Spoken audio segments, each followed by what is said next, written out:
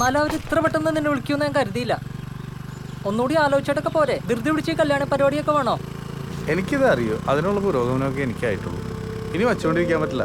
ആരെങ്കിലൊക്കെ അറിയുന്നതിന് മുമ്പ് കെട്ടിച്ചു വിടണം. സംസാരിച്ചിടത്തോളം അവർ നല്ല പാർട്ടിയാ. ഈ ഞായറാഴ്ച കാണാൻ വരാമെന്ന് പറഞ്ഞു. അതിന് അവള് സമ്മതിക്കും? അവള് സമ്മതിച്ചേ പറ്റൂ.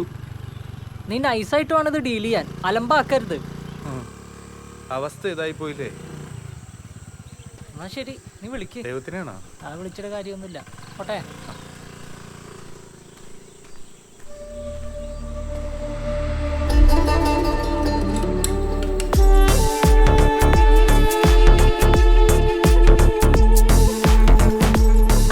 മനു വന്നല്ലോ.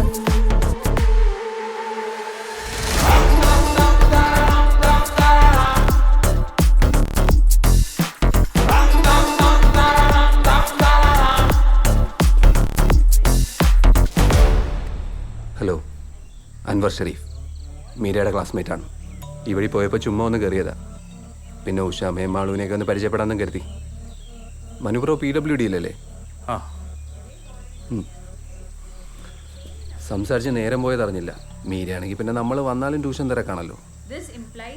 അപ്പം ശരി. ശരി, ഇറങ്ങട്ടെ. നല്ല പയ്യൻ, ഗുരുത്തമുള്ളവനാ. ശരി അമ്മേ, സൂപ്പർ ചേട്ടൻ. അമ്മേ, നമുക്കൊരു കാപ്പി പിടിച്ചിട്ട് വന്നല്ല. ഇതിന് മാത്രം കാപ്പി എവിടെ ഇരിക്കുന്നു? ഞാനും വരുക. നീ വരണ്ട, നീ പോയേ. എന്താണ് പ്രശ്നം? അഗസ്താനി ചക്കൻ സമ്മതിച്ചില്ലേ? അവന്റെ വീട്ടിലെന്തെങ്കിലും പ്രശ്നമുണ്ടോ? അമ്മേ, നമുക്കൊരു കാപ്പി പിടിച്ചിട്ട് വരാം. അമ്മേ, ഏട്ടാ എന്താന്ന് വെച്ചാ പറ, എനിക്ക് പ്രഷർ കയറിയിട്ട് വയ്യ. അമ്മ ഒന്ന് വാ. അമ്മേ, 2 കാപ്പി, 1 മസാല ദോശ. ശരി.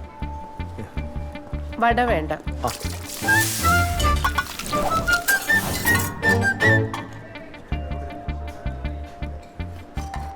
എടാ, എന്തുവാണെങ്കിലും നീ ഒന്ന് പറ, എന്തുവാ കാര്യം? അമ്മ ദോശ കഴിക്കേ.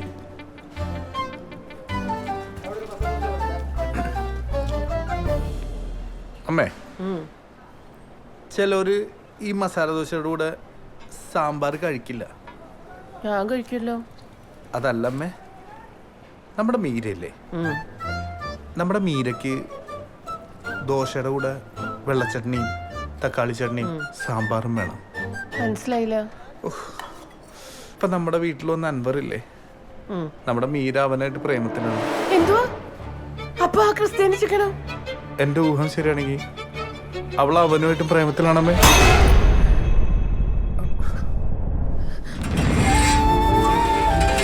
അമ്മേ, അമ്മേ, അമ്മ എങ്ങോട്ടാ പോന്നേ? അമ്മ എന്ത് ചെയ്യാൻ പോവാ? എടാ, ഇന്ന് വരെ നീ പറയുന്നത് ഞാൻ കേട്ടിട്ടുള്ളൂ. പക്ഷെ ഇതങ്ങനെയല്ല. നീ മിണ്ടരുത്, എനിക്കറിയാം എന്ത് വേണമെന്ന്. ഇനി അവിടെ പോയിട്ട് എന്താ ചെയ്യാൻ പോകുന്നത്? അവിടെ ചെന്ന് വെള്ളം വെച്ച് അവക്കിട്ട് ഒരു അടി കൊടുക്കും. നാട്ടുകാർ മൊത്തം അറിയിച്ച് കുടുംബത്തിന് മൊത്തം നാണം കെടുത്തും. അവള് വല്ല കടുങ്ങയും ചെയ്താലോ? ഇളയ ഒരാളും കൂടി ഇല്ലേ അവിടെ? നമ്മൾ അതും കൂടി ആലോചിക്കണ്ട അമ്മേ. പിന്നെ ഞാൻ എന്ത് വേണം? ഒരമ്മ ഇതൊക്കെ എങ്ങനെ സഹിക്കുക? അവള് ചെയ്തു വെച്ചെല്ലാം അറിഞ്ഞോണ്ട് ഞാൻ മിണ്ടാതിരിക്കണം എന്നാണോ? അതിനിങ്ങനെ അല്ല റിയാക്ട് ചെയ്യണ്ട അമ്മേ. നമ്മൾ സൂക്ഷിച്ചു വേണം കൈകാര്യം ചെയ്യാൻ. എങ്ങനെ? ഞാൻ തീരുമാനിച്ചിട്ടുണ്ട് ചില കാര്യങ്ങൾ. ഞാൻ അവളുടെ പേര് മാട്രിമോണിയൽ സൈറ്റിൽ രജിസ്റ്റർ ചെയ്തിരുന്നു. ഒരാളെ കിട്ടി. ചെറുകോൽപ്പുഴയുള്ള ഒരു പാർട്ടിയാണ്. ജാതകമൊക്കെ ചേരും. അപ്പൊ ഈ ഞായറാഴ്ച അവര് വീട്ടിലേക്ക് വരുമെന്നാ പറഞ്ഞേ. നമ്മൾ എന്തെങ്കിലും തുടങ്ങി വെക്കണ്ടമ്മേ. അതിന് അവള് സമ്മതിക്കണ്ടേടാ. അവളുടെ ഉദ്ദേശം വേറെ വല്ലതാണെങ്കിലോ? അവളെ സമ്മതിപ്പിക്കാനൊക്കെ എനിക്കറിയാം. ഞാൻ പറയുകയും ചെയ്യും, അവളത് അനുസരിക്കുകയും ചെയ്യും. അമ്മ നോക്കോ. അന്നേ ഞാൻ പറഞ്ഞതാ, അപ്പുറത്തെ വീട്ടിലായില്യം വന്ന ഇവിടെ പ്രശ്നങ്ങൾ തുടങ്ങുന്നു. എന്നാ പെണ്ണ് കേറി വന്നോ അന്ന് തീർന്നു എന്റെ മനസ്സമാധാനം. നമ്മുടെ വീട്ടിലെ കൊച്ചു കൊള്ളൂല തന്നെ എന്തിനാ അമ്മ അയലൊക്കത്തെ കൊച്ചിനെ കുറ്റം പറയുന്നത്?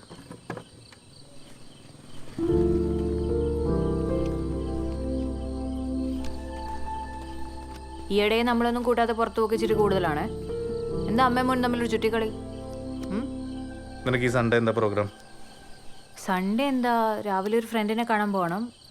പിന്നെ വൈകുന്നേരം ആകുമ്പോൾ പിള്ളേർ വരുമല്ലോ ട്യൂഷൻ എടുക്കാൻ. നമുക്കിതൊക്കെ തന്നെ. ആ, എന്നാൽ ഈ സൺഡേ നീ എങ്ങും പോകണ്ട. നിന്നെ കാണാൻ ഒരു കൂട്ടർ വരുന്നുണ്ട്. അവരൊന്ന് ഇഷ്ടപ്പെട്ട് കഴിഞ്ഞാൽ ഞങ്ങൾ തങ്ങ ഉറപ്പിക്കും. അല്ലേ മേ? എന്താണ് ഇത്ര വലിയ രഹസ്യം? എന്നോടൊരു വാക്ക് പോലും പറഞ്ഞില്ലല്ലോ. എന്താ എത്ര പെട്ടെന്ന്? ആഹാ, ചേച്ചിക്ക് കല്യാണാലോചന തുടങ്ങിയോ? FB-യിലുണ്ടെങ്കിൽ നമുക്ക് ഇപ്പം തന്നെ നോക്കാം. അന്നിനോട് ഫോട്ടോ ചോദിച്ചപ്പോഴേ എനിക്ക് തോന്നി ഇങ്ങനെ എന്തോ ഒപ്പിക്കാനാണ്. ഒരു വാക്ക് പറഞ്ഞാൽ കുറച്ചുകൂടെ നല്ല ഫോട്ടോസ് തന്നേനല്ലോ.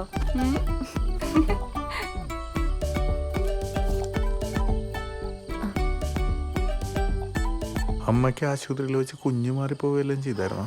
എനിക്കറിയില്ലടാ മക്കളെ, ഞാൻ സഡേഷനിലായിരുന്നു. ഈശ്വരാ.